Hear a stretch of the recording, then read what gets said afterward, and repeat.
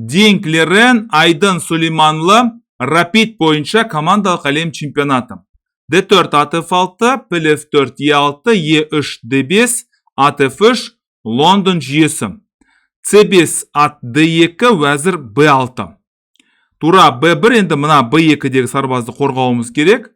Піл D6 DC, вәзір C5 B4. Орталық тұрақты, сол себепті оң қанатта немесе сол қанатта шабуыл жасауға болады. Вәзір C7 алдық және C4. Жоқ, бұл Лондон жүйесіне ұқсамайды. Өйткені Лондон жүйесінде көбінесе сарбаз C3-те тұрады. Және C4-ке оны қоймау, ол екі талай дүние деп атқан ғой. Рокировка піл 2, B6, рокировка ат D7, алдық және ат C4. Каспаровтың сүйікті аттарының бірі. Вәзір E7, вәзір D2, піл B7 және тура C1. Енді болашақта барлық әңгіме осы C жолы немесе D жолы бойынша жүзеге асырылады.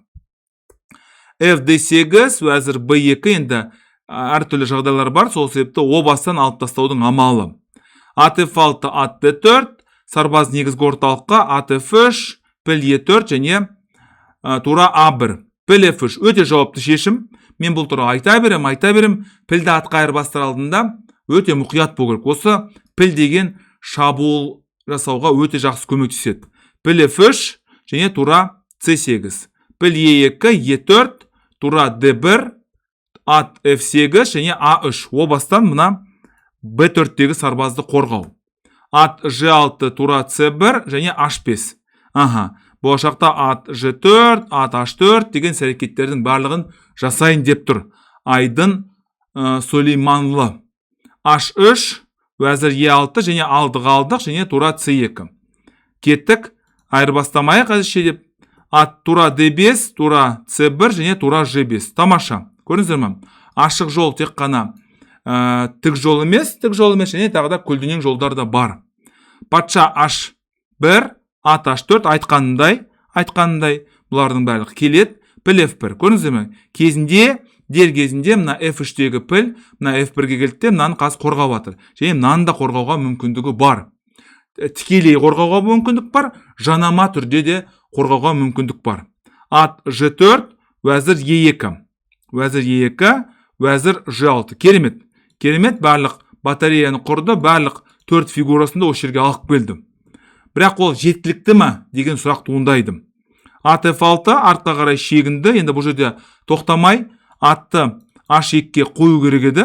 Атты H2-ке бірақ артқа қарай шегінді. G3 жүр дейді ғой.